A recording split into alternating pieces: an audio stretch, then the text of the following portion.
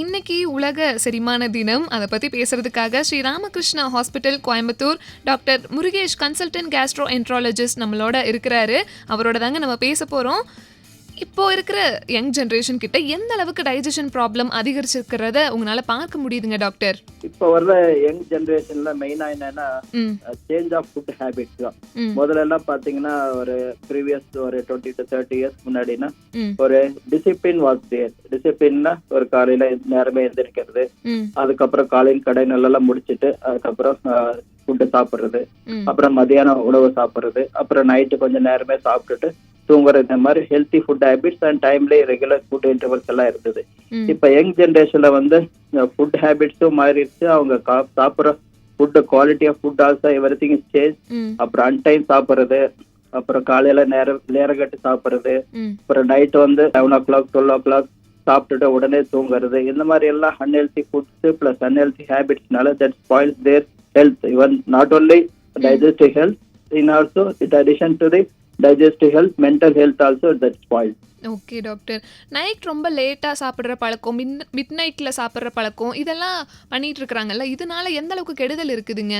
நாம நார்மலா எல்லா பேஷண்ட் சொல்றது என்னன்னா, உணவு வந்து ஒரு தூங்குறதுக்கு 2 மணி நேரத்துக்கு முன்னாடி சாப்பிடணும். சப்போஸ் நாம 9-9:30 தூங்குறோம்னா ஒரு 7 to 8 மணிக்குள்ள உணவு சாப்பிட்டுட்டு 2 மணி நேரம் கழிச்சு தூங்குறதா நார்மலா ரெக்கமெண்டட். சாப்பிட்ட உடனே படுத்தோம்னா என்ன ஆகுனா, சாப்பிட்ட உடனே ஃபுட்டு என்ன ஆகும், படுத்தோடனே சிலருக்கு வந்து அந்த உணவு குழாய் இறப்புக்கு நடுவில் ஜங்ஷன் கேஸ்ட்ரோஎசோஃபேகல் ஜங்ஷன் இருக்கும். அது கொஞ்சம் லாக்ஸிட்டி இருக்கிறவங்களுக்கு ரிஃப்ளெக்ஸ் வரும், உணவு குழாயில புண்ணு வர்றது. அதே ஃபுட் வந்து தொண்டை வரைக்கும் வந்ததுன்னா சிலருக்கு ஆஸ்தமேட்டிக் பேஷண்ட்ஸ்க்கு வந்து ஆஸ்துமால அக்ரிவேட் ஆகும். அப்புறம் வந்து ஃபுட்டு சாப்பிட்டு உடனே படுத்தோம்னா என்ன ஆகும், கொஞ்சம் டைஜஸ்ட் ஆகாத ஃபுட் எல்லாம் நார்மலா அந்த ஃபுட் எல்லாம் என்ன ஆகும், is adds to the calories to the patient தான். அது வந்து தட் காசஸ் ஒபிசிட்டி. அப்புறம் ஒபிசிட்டி வர்றப்ப என்ன ஆகும், அந்த ஃபேட்டி லிவர் வரும். இந்த fatty liver obesity related health issues எல்லாம் ஃபியூச்சர்ல வர ஆரம்பிக்கும். சரிங்க டாக்டர். அப்போ உணவு பழக்க வழக்கங்கள்ல நம்ம இவ்வளோ கவனமா இருக்கணும் அப்படின்னு சொல்லியிருக்கிறீங்க. தொடர்ந்து அவர்கிட்ட பேசி நம்ம நிறைய தெரிஞ்சுக்கலாங்க. அதுக்கு முன்னாடி உங்களுக்காக ஒரு பாடல் காத்துக்கிட்டே இருக்குது. தொடர்ந்து இணைஞ்சிருங்க ஹலோ எஃப்எம்ல. உலக செரிமான தினமான இன்னைக்கு கோயம்புத்தூர் ஸ்ரீ ராமகிருஷ்ணா ஹாஸ்பிட்டல் இருந்து doctor Murugesh consultant gastroenterologist நம்மளோட இருக்கிறாரு. அவரோட தாங்க இவ்வளோ நேரம் பேசிட்டு இருந்தோம். தொடர்ந்து பேசலாம். ஸ்ட்ரெஸ்க்கும் டைஜஷனுக்கும் சம்மந்தம் இருக்குங்களா டாக்டர்? ஆமாமா, ஸ்ட்ரெஸ்க்கும் டைஜஸ்டுக்கும் 100% சம்பந்தம் இருக்கு. நிறைய ஸ்ட்ரெஸ் ரிலேட்டட் ஹெல்த் இந்த ஹெல்த் இஷ்யூஸ் ஆர் தேர். ஒரு வந்து நாம மெடிசின்ல வந்து இரிட்டபிள் பவுல் சிண்ட்ரோம் சொல்லுவாங்க. இரிட்டபிள் பவுல் சிண்ட்ரோம்னா ஒரு பிரெயினுக்கும் கட்டுக்கும் பிரெயின் கட் ஆக்சிஸ்னு ஒண்ணு இருக்கு. நம்ம ரொம்ப ஸ்ட்ரெஸ் ஆகுறப்ப என்ன ஆகும், பிரெயின்ல இருந்த இம்பல்ஸ் எல்லாம் கட் போறப்போ கட்டோட மொட்டிலிட்டியே ஆல்டர்ட் ஆயிரும். சிலருக்கு பாத்தீங்கன்னா சாப்பிட்டோன்னே பாத்ரூம் போறது, டெய்லி 3-4 டைம்ஸ் பாத்ரூம் போறது, ஒரு ஃப்ரீக்வென்ட் டயரியா, இந்த மாதிரி எல்லாம் இருக்கிறப்போ அது வந்து ரிலேட்டட் டு ஸ்ட்ரெஸ் தான். That causes frequent diarrhoea. அப்புறம் வெயிட் லாஸ் இருக்கும்.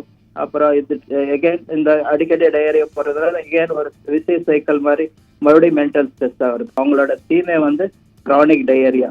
One of the reason for chronic diarrhoea வந்து ஸ்ட்ரெஸ் தான். தட் இஸ் நாம வந்து என்ன சொல்லுவோம் மெடிக்கல்ல வந்து IBS இல்லைன்னா இரிட்டபிள் பவுல் சிண்ட்ரோம் சொல்லுவோம். ஓகேங்க டாக்டர். கட் ஹெல்த் நல்லா வச்சுக்கிறதுக்கு எந்த மாதிரி உணவுகள்லாம் நம்ம சாப்பிடலாங்க? நார்மலா எல்லாத்துக்கும் சொல்றது வந்து பேலன்ஸ் டயட் அப்படிங்கறது தட் இஸ் ஸ்டாண்டர்ட். எல்லாத்துக்கும் சொல்றது ஸ்டாண்டர்ட் பேலன்ஸ் டயட்னா ஒரு 50 to 60% வந்து கார்போஹைட்ரேட்ஸ் இருக்கணும், ஒரு 25% to 30 வந்து ப்ரோட்டீன்ஸ், அப்புறம் ரிமைனிங் 20-25% ஃபேட். அப்புறம் அதுல வந்து கிரீன் லீஃபி வெஜிடபிள்ஸ், இந்த அதுல எல்லாம் காய்கறி பழங்கள் கீரை எல்லாம் எடுக்கிறப்போ மினரல்ஸ் இந்த விட்டமின்ஸ் எல்லாமே வரும். இதுதான் ஸ்டாண்டர்ட் திங். அதுல வந்து நாம வந்து morning breakfast, afternoon lunch, night ஒரு டின்னர், இன்பிட்வீன் கூட நாம 11 o'clock morning snacks we can take some fruit juices, இல்லைன்னா ஒரு ஏதாச்சும் மில்லட் ரிலேட்டட் ஏதாச்சும் ஹெல்த்தி ஃபுட்ஸ் எடுத்துக்கலாம், இல்லைன்னா ட்ரை ஃப்ரூட்ஸ் அந்த மாதிரி எடுத்துக்கலாம். மெயினா have to make food in the form of good nutritious food, nutritious plus healthy. மெயினா ஃப்ரூட்ஸ் அண்ட் வெஜிடபிள்ஸ் நிறைய எடுக்கிறது, காய்கறி இந்த மாதிரி எல்லாம் சேர்த்துக்கிறது எடுக்கிறது. அன்னசரி இந்த ஜங்க் ஃபுட்டு, பேக்கரி ஐட்டம்ஸ், இந்த மாதிரி very oily food, fried items இந்த மாதிரி எல்லாம் அவாய்ட் பண்றது பெட்டர். அப்புறம் நான்வெஜ் எல்லாம் எடுத்துக்கலாம், அது ஒன்றும் தப்பெல்லாம் கிடையாது. மெயினா வந்து குக் ஃபுட் எடுத்தாதான் பெட்டரா பாயில் பண்ணி, இந்த ஸ்மோக் ஃபுட்டு, ஆயில் போட்டு ஃப்ரை பண்றது இந்த மாதிரி எல்லாம் கொஞ்சம் அவாய்ட் பண்ணிக்கிறது பெட்டரா இருக்கு. சரிங்க டாக்டர். அவுட் சைட் ஃபுட் ரெகுலராக சாப்பிட்றவங்க எந்த ஒரு ஹெல்தி ஹேபிட்டை கண்டிப்பாக ஃபாலோ பண்ணுங்க?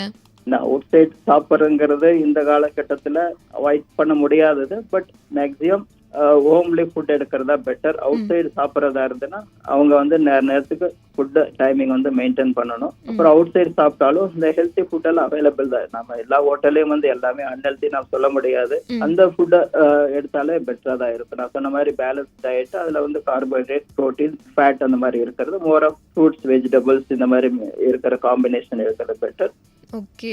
நீங்கள் செரிமான பிரச்சனை எதனால வருது எல்லாமே சொல்லியிருக்கீங்க. ரொம்ப நன்றி நிறைய விஷயங்கள் பகிர்ந்ததுக்கு. தொடர்ந்து இணைஞ்சிருங்க. நீங்கள் கேட்டுட்ருக்கிறது ஹலோ எஃப்எம், தமிழரின் பேச்சு, தமிழகத்தின் மூச்சு.